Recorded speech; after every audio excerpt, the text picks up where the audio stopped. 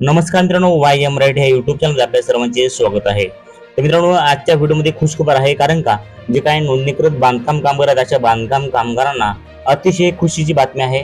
कारण की आतापर्यंत बरेचसे जे काबाड कष्ट करणारे जे बांधकाम कामगार होते, आपले बरेचसे बांधकाम कामगार काबाड कष्ट करायचे आणि ते त्यांचं वय झाल्यानंतर त्यांना कुठलंही काम होत नव्हतं आणि त्यांना जे आहे ते त्यांची उपाशी मारीची वेळ येत होती। या ठिकाणी कुटुंब निर्वाह करण्यासाठी अडचण निर्माण होत होती। या ठिकाणी त्याच अनुषंगाने या ठिकाणी पहा, बांधकाम कामगारांना आता त्यांचं वय झाल्यानंतर त्यांना जे आहे ते निवृत्त झाल्यानंतर त्यांना निवृत्ती वेतन योजना ही योजना सुरू केलेली आहे। तर एकदम आनंदाची बातमी आहे। आता कोणकोणत्या बांधकाम कामगारांना ही निवृत्ती वेतन योजना सुरू केलेली आहे, आता कधी सुरू होणार आहे आणि त्यासाठी अर्ज कसा करायचा, या ठिकाणी पहा, ही योजना सुरू झालेली आहे। यासाठी अर्ज पण या ठिकाणी आलेले आहेत। अर्ज कसा करायचा आहे, अर्जामध्ये काय काय लिहायचंय, त्यानंतर यासाठी कोणकोणते बांधकाम कामगार पात्र असणार आहेत आणि किती रुपये त्यांच्या बँक अकाउंटवरती टप्प्याटप्प्याने पडणार आहेत का, एकखटी पैसे किती रुपये पडणार आहेत त्यांच्या बँक अकाउंटवरती, ही संपूर्ण ए टू झेड प्रक्रिया ही आजच्या व्हिडिओमध्ये तुम्हाला सांगणार आहे। तर या ठिकाणी पहा मित्रांनो, तुम्ही जर चॅनलवरती पहिल्यांदा असाल तर चॅनलला सबस्क्राईब करा, कारण की बांधकाम कामगाराच्या नवीन योजनांविषयी माहिती, आपल्या ह्या बांधकाम कामगाराच्या संपूर्ण योजनांविषयी माहिती आपल्या वाय एम मराठी ह्या युट्यूब चॅनलवर तुम्हाला सर्वात जास्त भेटत असते। तर या ठिकाणी पहा मित्रांनो, सविस्तर माहिती बघूया। तुम्ही चॅनलला सबस्क्राईब केले असेल तर चॅनलला सबस्क्राईब करा। या ठिकाणी आपण जे बघणार आहोत की जे नोंदणीकृत बांधकाम कामगार आहेत त्या बांधकाम कामगारांना जे आहे ते या ठिकाणी जे नवीन योजना आलेली आहे निवृत्ती वेतन योजना, ही निवृत्ती वेतन योजना संबंधात संपूर्ण माहिती ज्यांना देणार आहे, त्यासाठी अर्ज कसा करायचा, काय करायचा, ही सविस्तर माहिती आपण पुढे बघूयात। या ठिकाणी पहा मित्रांनो, हा जी आर आहे दिनांक 19 जून 2025 आलेला आहे आणि महाराष्ट्र इमारत व इतर बांधकाम कामगार कल्याणकारी मंडळ मुंबई अंतर्गत नोंदित बांधकाम कामगारांना लागू करण्यात आलेल्या निवृत्ती वेतन योजनेची सविस्तर कार्यपद्धत विहित करण्याबाबत हा शासन निर्णय आहे। म्हणजे जे बांधकाम कामगार आहेत त्यांना या ठिकाणी ही लागू करण्यासाठी नवीन निवृत्ती वेतन योजनेची जी सविस्तर कार्यपद्धत आहे ती या ठिकाणी सांगण्यात आलेली आहे। या ठिकाणी पहा, जे प्रस्ताव आहे या प्रस्तावामध्ये तुम्ही संपूर्ण माहिती पाहू शकतात। आपण थोडक्यात प्रस्ताव बघून घेऊयात। या ठिकाणी प्रस्तावामध्ये काय दिलेलं आहे की इमारत व इतर बांधकाम कामगार अधिनियम 1966 च्या कलम 22 ब मध्ये वयाची 60 वर्षे पूर्ण झालेल्या मंडळाकडील जे काही ज्यांची वय 60 वर्षे पूर्ण झालेले आहेत असलेल्या मंडळाकडील सर्व नोंदित बांधकाम कामगारांना निवृत्ती वेतन देण्याची तरतूद आहे। तर बाबत केंद्र शासन विषयित केलेल्या आदर्श कल्याणकारी योजनांचे मार्गदर्शन तत्वाच्या अनुषंगाने संदर्भाधीन दिनांक 28/3/2025 रोजीच्या शासन निर्णय मंडळाकडील नोंदित बांधकाम कामगारांना त्यांच्या वयाची 60 वर्ष पूर्ण झाल्यानंतर त्यांना निवृत्ती वेतन लागू करण्यास मान्यता देण्यात आली आहे। उक्त शासन निर्णय परिचित 4 घ मध्ये प्रस्तुत योजनेबाबत अतिवक्षेनुसार सविस्तर कार्यपद्धत निश्चित करण्याबाबत नमूद करण्यात आले होते। त्या अनुषंगाने मंडळांतर्गत नोंदित बांधकाम कामगारांना लागू करण्यात आलेल्या निवृत्ती वेतन योजनेबाबत सविस्तर कार्यपद्धत जी आहे ती विहित करण्याची बाब शासनाच्या विचाराधीन होती। हा होता मित्रांनो प्रस्ताव। या ठिकाणी पहा, आपण आता शासन निर्णय काय आहे आणि आता या ठिकाणी संपूर्ण माहिती तुम्हाला भेटणार आहे। शासन निर्णय काय आहे काय नाही आपण बघूयात। या ठिकाणी पहा मित्रांनो, हे जे आहे ते या ठिकाणी शासन निर्णय असणार आहे। या ठिकाणी पहा, या ठिकाणी शासन निर्णयामध्ये काय माहिती दिली आहे की महाराष्ट्र इमारत व इतर बांधकाम कामगार कल्याणकारी मंडळ मुंबई अंतर्गत नोंदित बांधकाम कामगारांना त्यांच्या वयाची 60 वर्ष पूर्ण झाल्यानंतर लागू करण्यात आलेल्या निवृत्ती वेतन योजनेच्या सविस्तर कार्यपद्धतीस या शासनाच्या निर्णयान्वये मान्यता देण्यात येत आहे। त्याच अनुसरण मंडळाअंतर्गत नोंदित बांधकाम कामगारांना लागू करण्यात आलेल्या निवृत्ती वेतन योजनेची सविस्तर कार्यपद्धत SOP पुढील प्रमाणे विहित करण्यात येत आहे। या ठिकाणी पहा, जे निवृत्ती वेतन भेटणार आहे त्यांना कोणाला भेटणार आहे, त्यासाठी पात्रता आणि निकष काय आहेत हे आपण या ठिकाणी बघूयात। या ठिकाणी पात्रता आणि निकष काय आहेत या ठिकाणी पहा, आपण संपूर्ण माहिती घेऊयात। या ठिकाणी दिले आहेत की पात्रता आणि निकष काय आहेत, आपण पात्रता आणि निकष या ठिकाणी बघून घेऊयात। या ठिकाणी पहा मित्रांनो, पात्रता आणि निकष अशा आहेत की ज्यांची वय 60 पूर्ण आहे, या ठिकाणी पहा, वयाची 60 वर्षे पूर्ण केलेले व मंडळाकडे सलग किमान 10 वर्षे नोंदित असलेल्या सर्व बांधकाम कामगार सदर योजनेअंतर्गत पात्र राहतील।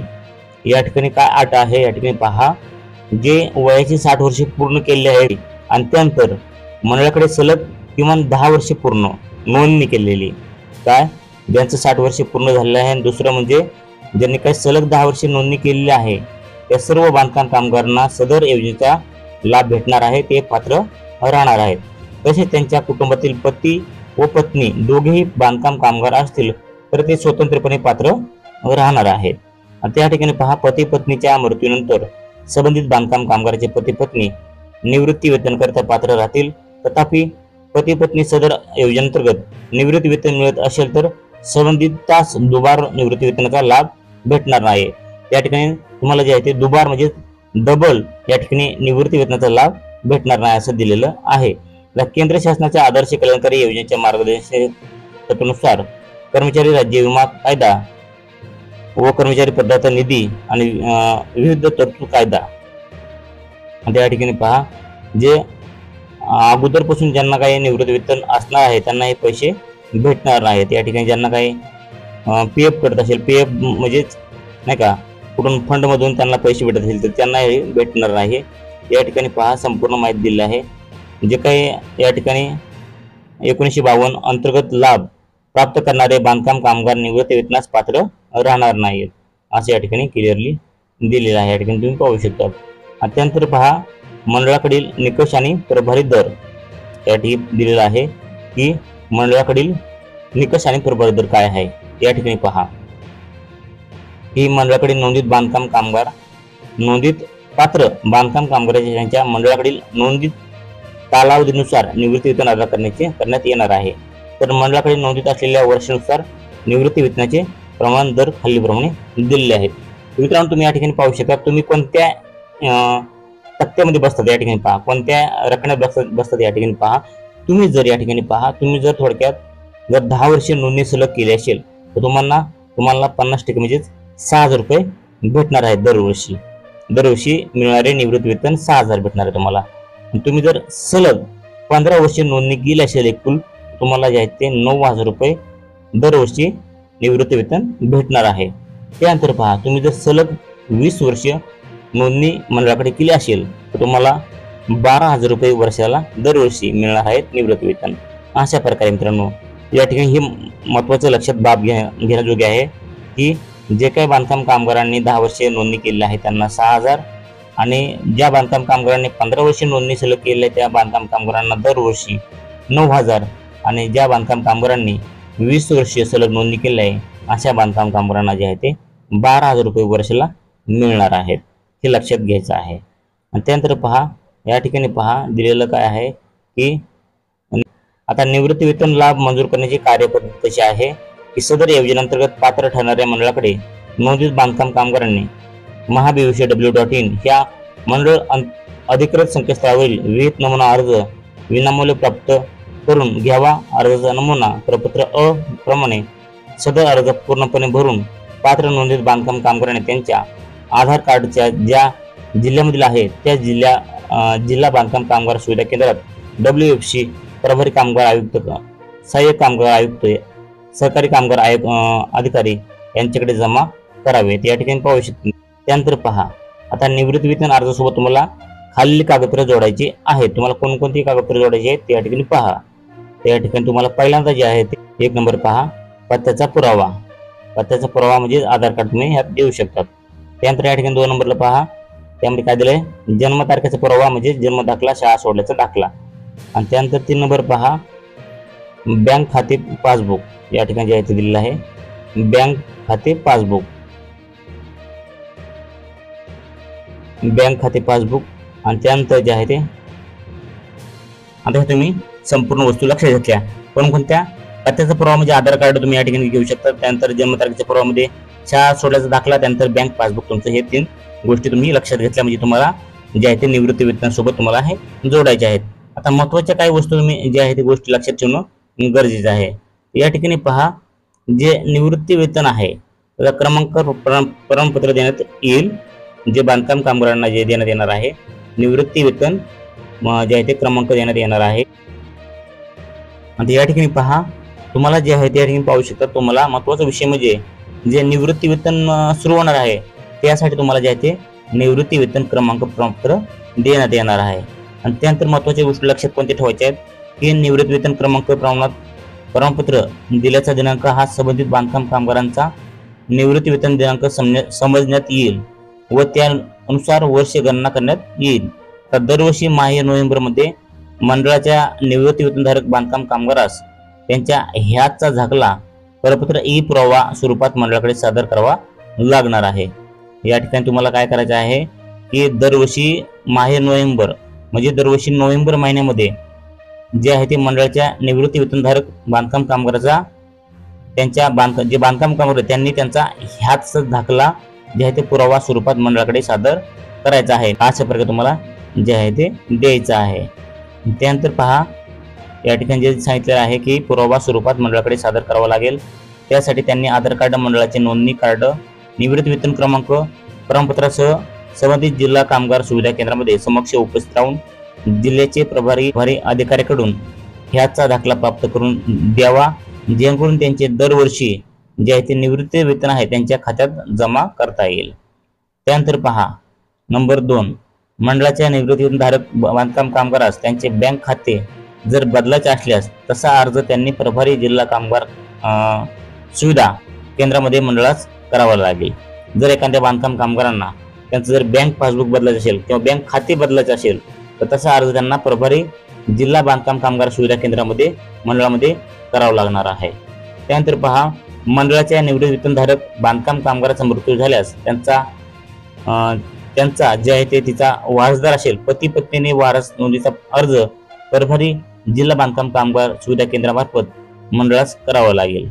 त्यानंतर पहा विशेष महत्त्वाची बाब म्हणजे या ठिकाणी दिलेलं आहे की सदर निवृत्ती वेतन क्रमांकाची काय दिलेलं आहे की सदर निवृत्ती वेतन क्रमांकाची नोंद एकात्मिक कल्याणकारी मंडळ संगणकीय प्रणाली या प्रणालीवर घेण्यात येईल व दरमहा संबंधित निवृत्ती वेतनधारक बांधकाम कामगाराच्या खात्यावर निवृत्ती वेतन जमा करण्यात येणार आहे। या ठिकाणी पहा जे निवृत्ती वेतन भेटणार आहे तुम्हाला महिन्याला तर त्याची या ठिकाणी कार्यपद्धती काय असणार आहे, कधी भेटणार आहे, कसं भेटणार आहे, काय म्हणजे माहिती असणार आहे। या ठिकाणी पहा आणि तुम्हाला जे निवृत्ती वेतन भेटणार आहे ते कशा पद्धतीने भेटणार आहे या ठिकाणी थोडक्यात बघूयात की मंडळ मुख्यालयाकडून वेळोवेळी निर्मित होणाऱ्या निवृत्ती वेतन क्रमांक प्रमाणपत्राच्या आधारे प्रत्येक महिन्याच्या शेवटच्या आठवड्यात या ठिकाणी पहा महत्त्वाचा विषय आहे की प्रत्येक महिन्याच्या शेवटच्या आठवड्यात त्या महिन्याच्या 15 तारखेअखेर निवृत्ती वेतन क्रमांक धारकाची मंडळ मुख्यालय स्तरावर जे आहे ते प्रणालीचे व्यवस्थापन RCS इन्फोटेक प्रणाली यांच्याकडून पुढील महिन्याच्या प्रदानार्थ निवृत्ती वेतन धारकाचे प्रदान फाईल, क्लेम डिस्ट्रीब्युटेड फाईल बँकेस आवश्यक नमुन्यात तयार करण्यात येईल। सदर फाईल तयार करताना त्यामध्ये निवृत्ती वेतन धारकाचे बँक तपशील, दुरुक्त इतर बाबी अनुषंगाने तपासणी करण्यात येईल। सदर प्रदान फाईल मंडळाच्या लेखा शाखेस सदर होईल। लेखा शाखेच्या संबंधित कार्यासनाने सदर फाईलची आवश्यक तपासणी करून सदर प्रदान फाईलचे सचिव तथा मुख्य कार्यकारी अधिकारी जे आहे ते अंतिम मान्यस्थव सदर सादर करावे। त्यानंतर सदर मान्यते अंती प्रत्येक महिन्याच्या 10 तारखेपर्यंत संबंधित पात्र निवृत्ती वेतनधारक बांधकाम कामगारच्या बँक खात्यावर DBT या ठिकाणी पहा महत्त्वाचा विषय असा आहे की सदर महिन्यांकी प्रत्येक महिन्याच्या 10 तारखेपर्यंत संबंधित पात्र निवृत्ती वेतनधारक बांधकाम कामगारच्या बँक खात्यावर ते DBT इन कॅश प्रकारे निवृत्ती वेतन जमा करण्यासाठी बँकेस पाठवण्यात यावी। लेखा शाखेने बँकेकडून वेळोवेळी यशस्वी अयशस्वी प्रदान ताळमेळ घ्यावा। अयशस्वी प्रदानचे स्वतंत्र प्रदान फाईल करण्यात यावी व प्रत्येक महिन्याचे मासिक प्रगती अहवाल सचिव तथा मुख्य कार्यकारी अधिकारी यांचे निर्देशास आणून द्यावा। तर अशा प्रकारे तुम्हाला जे आहे ते प्रत्येक महिन्याच्या 10 तारखेपर्यंत तुमच्या खात्यावरती DBT मार्फत DBT इन कॅश अशा प्रकारे तुम्हाला जे आहे ते तुम्हाला हे पैसे भेटणार आहेत। तर मित्रांनो मंडळ मुख्यालय स्तरावरील निवृत्ती वेतन समक्ष कक्ष असं या ठिकाणी दिलेलं आहे।